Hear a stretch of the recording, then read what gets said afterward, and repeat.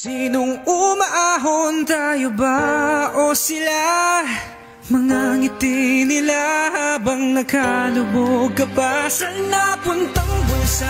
Pinaghirapan kong mga barya, minumulto na ng mga pangako nyo.